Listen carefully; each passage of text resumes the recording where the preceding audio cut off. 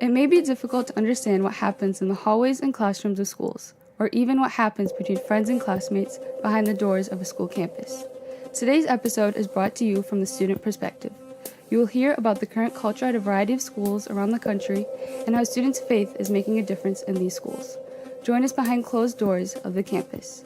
This is Lauren Eckert, and this is The Thought Factory. The Thought Factory podcast is brought to you by Never the Same, cultivating students through biblical discipleship and spiritual disciplines using theology, community, and technology. Learn more at neverthesame.org. So we're glad you're here with us on this episode of The Thought Factory. We're in part 2 of a little mini-series called Behind Closed Doors on Campus. And today we're taking a little bit of a different approach. We're going to mainly hear from students and what their thoughts are about culture, their campus, as well as some things that are happening on schools across the country that you'll want to hear about today. So go back and listen to our last episode if you haven't already. That was part 1 to this series called Behind Closed Doors. And Jason, before that, we did another series which was amazing. It was quite incredible to be able to look at the digital life of students. And we talked to Chris McKenna, so we encourage you to go and listen to that series. There is so many nuggets of information that you want to have in your toolbox of information because we believe it was really, really insightful in our navigation of the digital life, the technological aspect of life when we're dealing with students and what we should know as adults when we are working with students, when we are leading them, guiding them in how to even survive the digital technological world. So take a look, take a listen. And social media for this podcast is at Never the Same on our Facebook page. So if you go to Facebook and look us up at Never the Same, you'll find this as well as our companion blog will be on that page as well as on our website, neverthesame.org/blog. And there's a companion blog that goes with this episode as well as every one that we do, which goes a little bit more in depth. So generally, if you like more information, more stats, if you like to read, you can find that here as well. And, a lot of times we don't, we say little bits here and there about our organization Never the Same, but we're going into our summer, which is big for us, NTS Camp. If you are out there and you don't connect to any camp, or maybe you're looking, I'd encourage you to check out our website, ntscamp.com.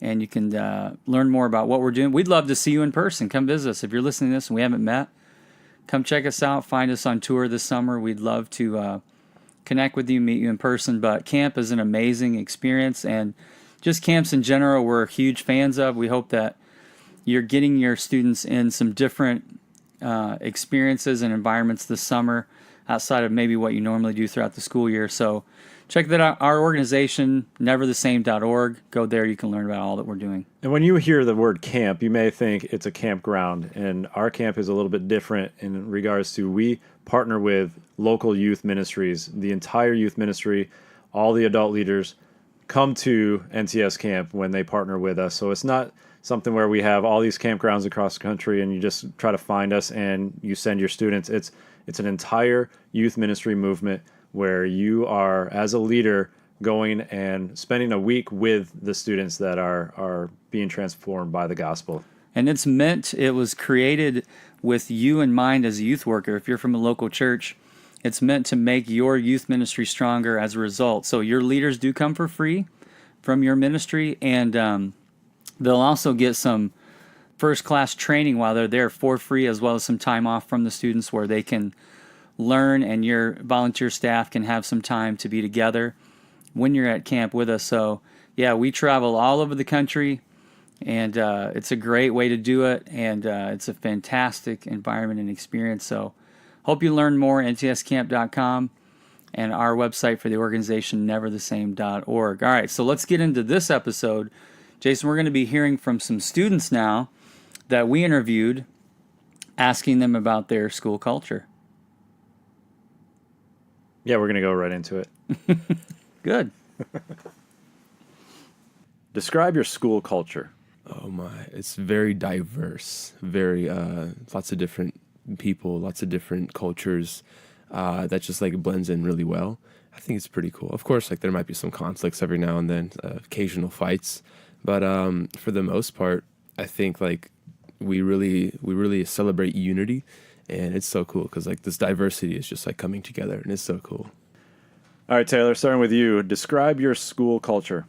So a lot of the students in our school are very wealthy, and so they think they're a lot better than some of the other students.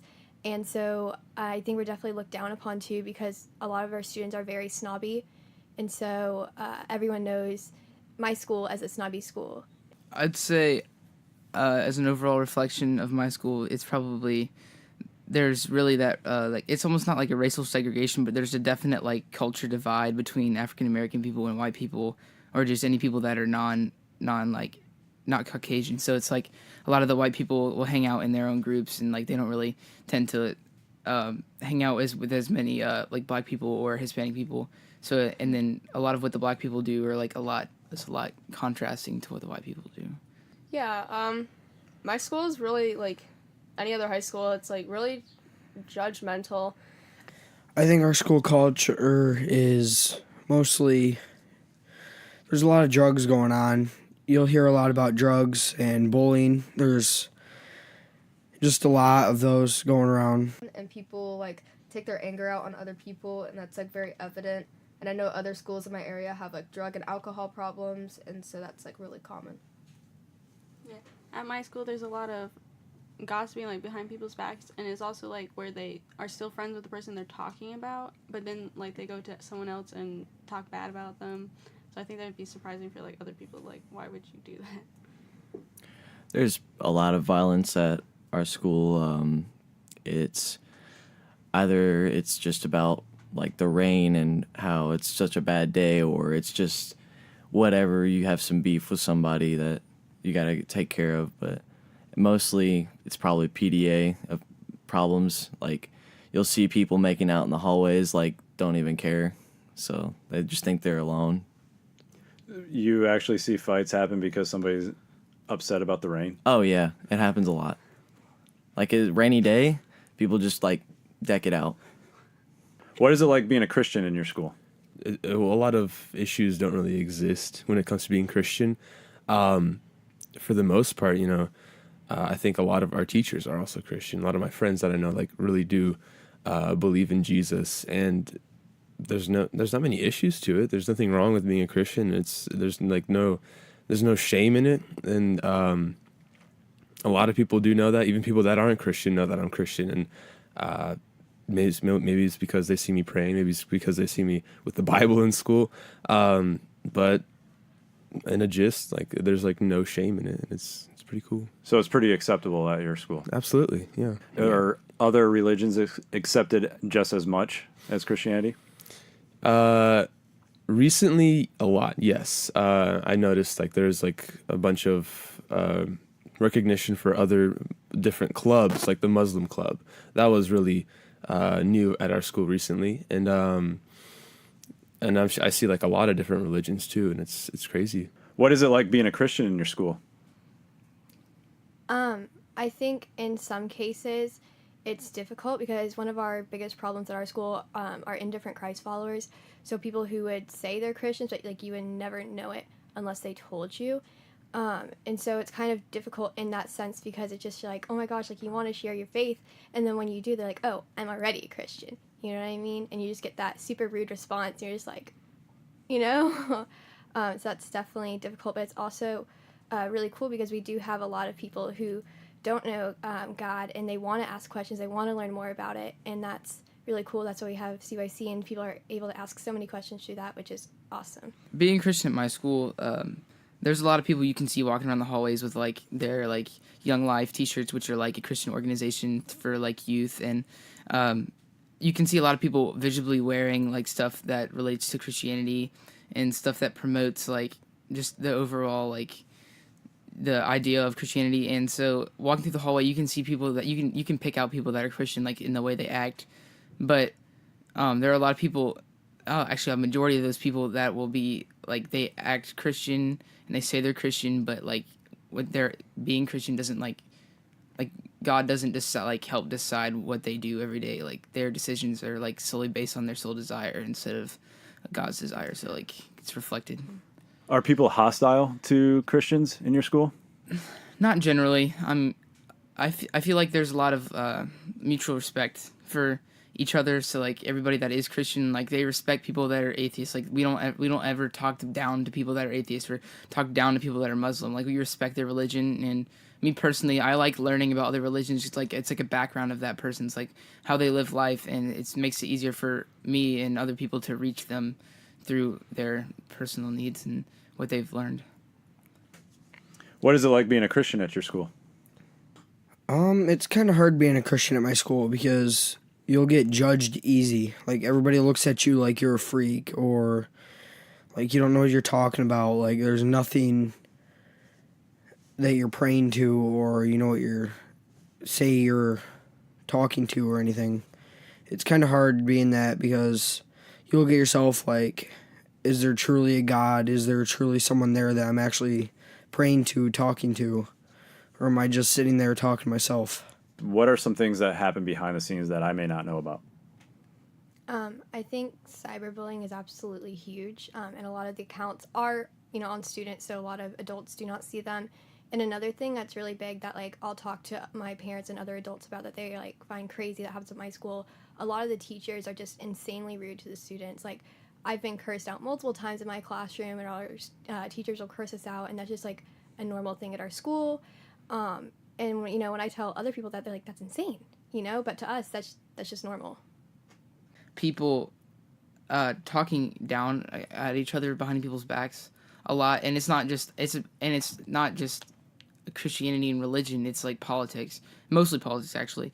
So it's like a lot of people talk about politics now than they like. More kids talk about it than they used to, but I feel like there's a lot of kids out there that just agree with what their parents think. They don't really have an individual perception of what actually goes on, and so they're reflecting what their parents say to all their friends, and so they don't actually have an actual opinion. So I guess that's what's kind of going on behind the scenes. Really, I think a big thing is that parents don't think that there's really a big like violence and drug problem, but in reality, like in the last few months, we have found several guns on campus, and like there have been very many drugs that have been caught and people been arrested just here, like literally past since Christmas. At our school, the big thing is there's not really that much care from parents. So kids are getting into, like, just as a freshman, there's a lot of kids that are already drunk every weekend, high, like, yeah, so it's like the alcohol, it's the drugs that are really hitting the kids, and the parents don't care at all. It's a lot of violence and drugs, mainly drugs. We've had 4 students get expelled this year for the selling of drugs and like Xanax and weed and all of that. And so a lot of the teachers really don't understand what really goes on behind the closed doors of the school because they don't pay attention because they just don't really care. A bunch of our teachers are sort of like, I feel like they try and be oblivious to a bunch of stuff, and maybe like they know that the stuff is going on, but they try and make it act like it's not there or existing.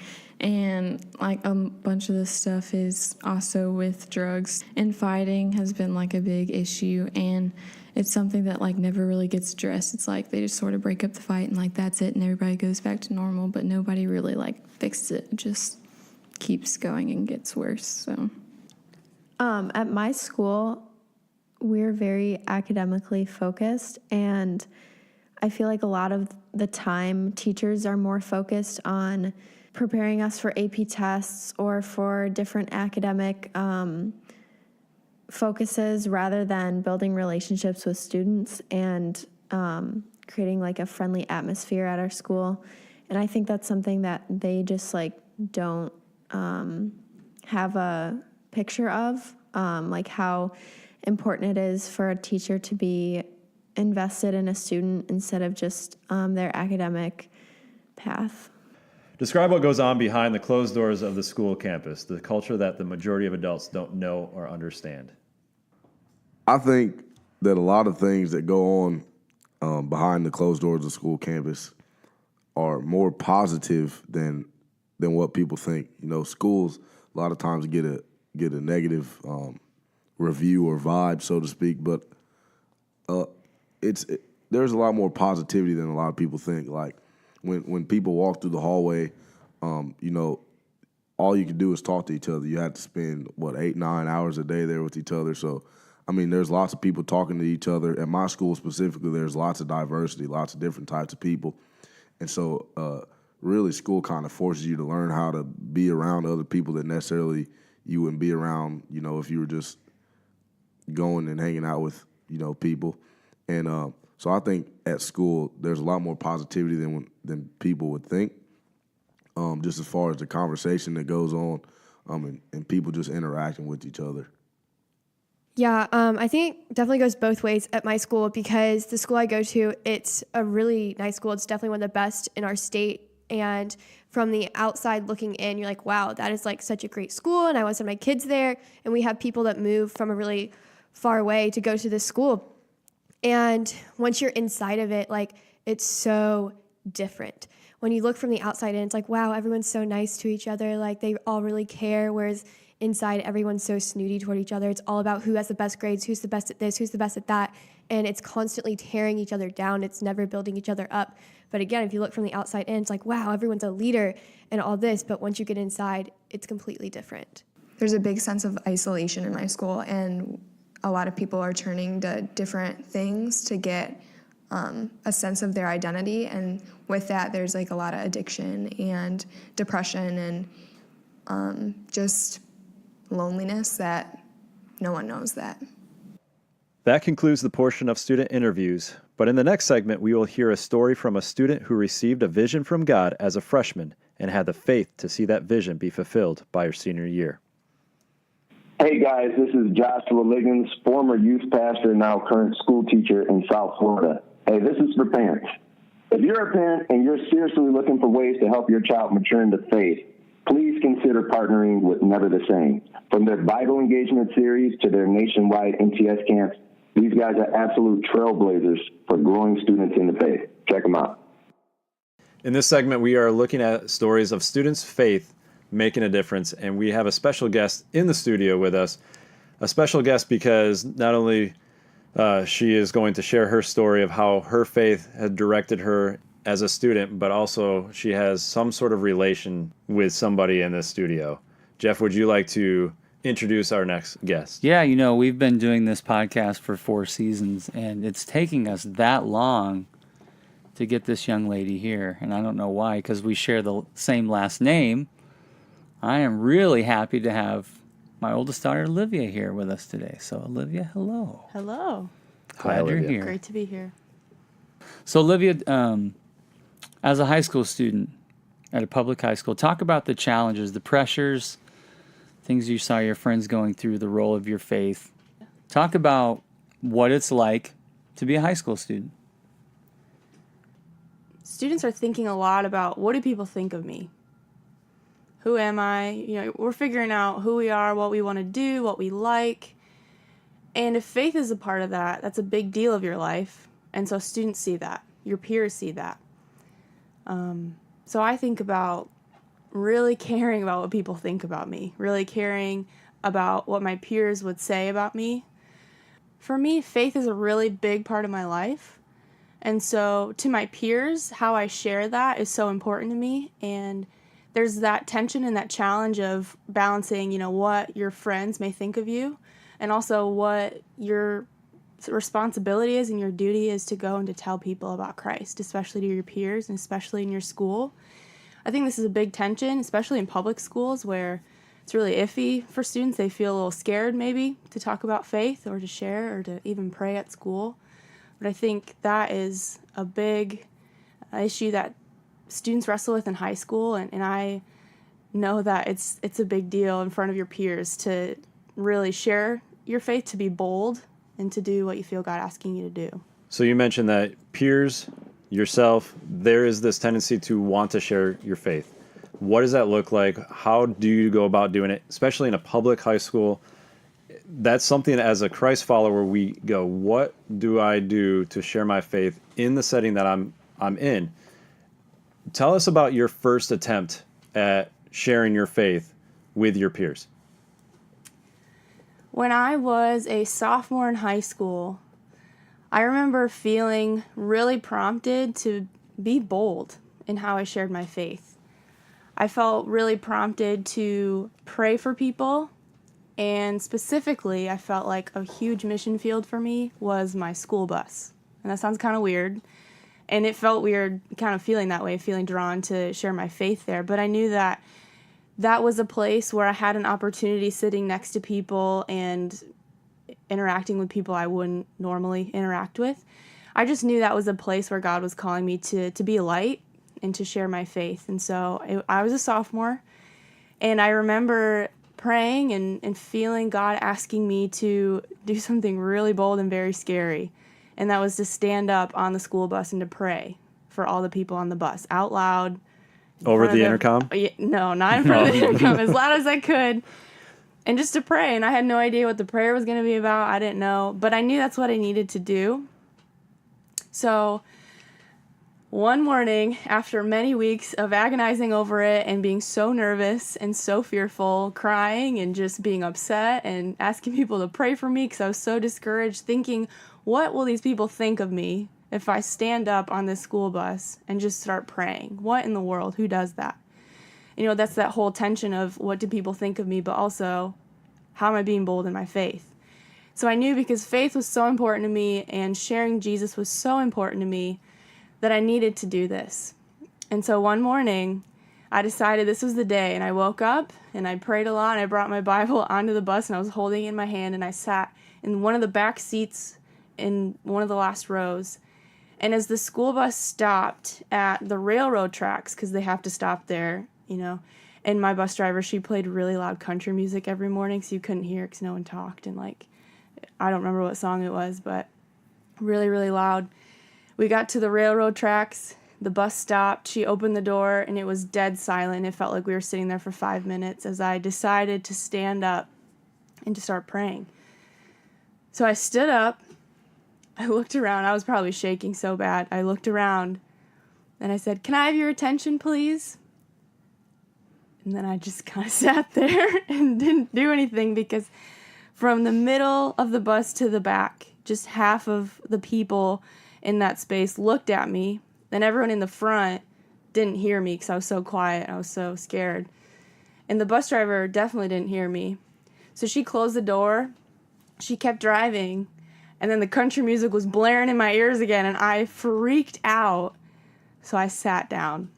I sat down after saying, "Can I have your attention?" And then I took a seat. I was like one of those really annoying people at youth camp or youth group or school that says, "Can I have your attention?" And then they sit down after everyone looks at them, trying to be that funny guy. And I was not that funny guy. Thank you. Yeah, exactly. Exactly. So I felt so defeated. And I felt like that really showed me the tension and the struggle of being a student amongst your peers. You know, you really do care about what they think, but you have to care more about people hearing about Jesus and being bold. So Olivia, I remember as a freshman, you had a vision a year before the bus, and you felt like God showed you something. Talk about that. I was really challenged when I was a freshman to start listening a lot to God when I prayed. And my pastor would always say, just be quiet, just be still and listen for God to lead you in what he wants you to do. And I remember one time praying and seeing a clear picture, a clear vision of my peers at my public high school, standing in our auditorium, all around the room, arms high, crying out to God and just worshiping him. Everyone was singing together, and I just felt a sense of unity and just this pure sense of worship. And it almost brought tears to my eyes when I thought of this vision in this picture. And I saw people I never would have thought would have been in that room in my mind, worshiping God. And so with this picture, I was really inspired, and I felt like God was saying, this is how you're supposed to live it out. Like, this place is where people need me. You need to go and be a light in this mission field at your school. And so it calls me to live differently. I believe that's what prompted me to be more bold in my faith and encouraged me to do so. But I never thought anything more of that picture and that vision than just an inspiration to live out my faith more at school.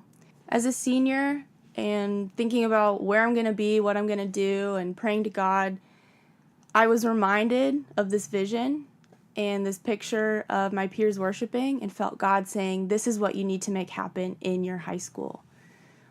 And so I went to my best friend and I told her, I think this picture that I saw years ago, I think this vision of seeing students worshiping actually needs to happen at our school. And she was totally on board and felt like this was something God was calling us to do. And we gathered a group of 11 students together, 11 high school students, and we started meeting weekly. And we started planning a night of worship for our high school. We planned it for our auditorium. We rented out the place. We got a name. We got people to lead worship, students to share their testimonies. And we decided to call it Enlightened. We wanted to talk about being the light in our mission field and how important our school is to share the light of Christ and to tell people about Jesus boldly. And we believe that this event could be a launch pad for students to see their peers standing up for Christ on this platform so that they can continue to do so in our hallways, in our classrooms, in our school. And I remember we opened the doors that night for our Enlightened event at our public high school, and the lobby was so full we couldn't keep the doors closed anymore, so they all flooded in and 600 students came in and gathered to worship. And I literally saw that vision and that dream that I'd seen 3 years ago become a reality in my high school. And students' lives were changed. We heard stories of students coming back to Jesus, coming to Jesus for the first time, accepting him into their heart. Students that had been really, really struggling with depression or suicide or bullying, like different things that were happening at our school. And God transformed my peers' lives right in front of my eyes, and I saw him do miraculous things in my peers' lives. And it's because he enlightened us to the call that we have to be bold and to share who he is and how much he loves us and wants to transform us in that place. That event wasn't just a one and done. It stirred something in you. What happened after that event? So after that Enlightened event, we saw all the things that God did, and people got really excited. We started talking to more of our friends and different people from different schools, and so we decided to lead one more event at another school about 15 minutes away from my high school. And at that event, we had almost 800 students gathered together to worship and to see life change happen in those hallways of that school. And then a couple months later, we actually connected with a girl from St. Louis, Missouri, who wanted to lead an event at her school, and they gathered in their gymnasium to worship. Hundreds of students gathered, and I got to go and attend that event and see that happen. So we saw those events happening, and then came the end of my senior year. And feeling like God was asking me to continue what was happening, to continue this ministry, I graduated from high school, and I now attend college. And I saw God leading me to more students to lead more Enlightened events at their schools. The first event that happened after going away to college was in the same town where I attend school. And the student that felt called to do it with total obedience to God led the event. She got a team of students together, and I had the privilege of mentoring her and helping her lead this event, getting the team together, advertising, all that stuff. And she got 300 students to be there to gather and to worship. And from then on, we've had different events around her town and her city, but also in different states where we're now seeing events being planned and happening in Ohio, South Carolina, Virginia, Georgia, Michigan, Indiana. Just seeing students catching the fire for this movement and this ministry and being excited about holding an event that can be a launch pad for more ministry to happen on their campus. It's been fun to have a front row seat to this as a dad, to watch Olivia, to watch you live out your faith, to see you grow, to see you stretch. Remembering the bus story, I don't think I heard it right away, but later on, and then seeing your faith and how students have been engaged to do this. And that's what's fun about it, is knowing the power of something that's driven by students. And that, I think that's one of the real keys to what God's been doing to breathe life into that. So you're talking to many, many youth workers, adults right now. What do adults do to get their students connected to what's happening? Our goal as a ministry right now is to connect to high school students who want to initiate something like this at their high school campus. And so now I help lead a team of college students who plan Enlighten events. We create curriculum and content to give to high school students so that they know how to get a team together, how to advertise, how to lay out a service order so that they can hold a worship event on their school campus. And we have a dream of reaching high school students who are leaders already, who are leading the way in their youth groups, in their schools, who are reaching people with the gospel and sharing God's love with people. And we want to help empower them to continue to lead the way and to continue to spark ministry on every high school campus that we can reach. And so right now we love connecting with high school pastors because we love what they're doing. We love that they support high school students and how they lead. I would encourage people that want to get involved and want to see this happen in their community and with their students to go to our website. It's lightupmyschool.com, and we talk about being a light and empowering young leaders to rise up and to take their place in their schools. I mean, my youth pastor always talked about take this to your schools, take this to your peers. Like, it doesn't stop here in this church building. And that's what we're seeing time and time again, is students being so impacted by Christ and what he's doing in their lives, not just in their church, but in their communities, and it pours over into their school, into their peers' lives, because they have the opportunity and the platform to share Jesus boldly. And it's not just about what people may be thinking of me and you know, how they may be judging me when I talk about this. It's truly about people hearing about Jesus in a bold way that gets people's attention and shows them, hey, we need to stop and listen if these students are going to take the time to put on an event like this and to share their testimonies and to be vulnerable and to lead worship. Like, this is important, and I've seen it change lives time and time again. So I pray for students that feel drawn to this. I pray for youth pastors that want to see their students be involved in this, because God is calling students to bigger and better things, and he's using young people to change the world every day. And I am so honored to be able to continue and see it. I was at that very first event that you held at your high school, and I remember standing in the back watching the students worship and knowing that it was an extremely special moment, not only for you as the one who put it together and planned it, was leading, you were speaking into the lives of your peers, which is one of the hardest things to do. And I remember standing there going, this is a very special event, but it was also very encouraging, because when we're talking about what happens behind the closed doors of the school campus, we can sometimes forget there is a large group of students that desire a relationship with God and desire to grow in their relationship with God. And what you did was spark that in hundreds of students that may not have had the opportunity to really be moved in a closer relationship with God. And so I remember just going, this is powerful for what you're doing to give other students opportunities to live out their faith. It may have been stemmed from the time that you were like, man, I just blew it when I stood up on my bus and sat back down, you know, when Honky Tonk came on. I don't know. But you saw the vision of God that he implanted in you come to fruition, and how that has spread. It's just incredibly encouraging and inspiring. Yeah, thank you, Olivia, for doing that. And I think as you're listening to this, consider what it might look like with students you work with to catch a vision for their school and to be able to do a worship and prayer event. And the team at Enlighten that Olivia is a part of, that she leads, can help equip and empower those students to do the exact same thing. All the tools are there. The website is lightupmyschool.com. But it is changing schools across America. And it's great to know it's one of the few things out there, it seems, that we're aware of that was really started by students. And yeah, as your father, I'm proud of you. Thanks, Dad.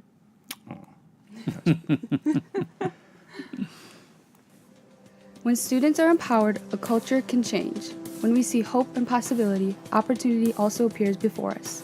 Will we feel empowered to see from a different perspective? We must change our perceptions of the school before change can effectively occur. We believe the opportunity is there. Thanks for joining us for this episode of the Thought Factory podcast. The Thought Factory podcast is brought to you by Never the Same, whose vision is to see new generations transformed in Christ to further the kingdom of God. Learn more at neverthesame.org.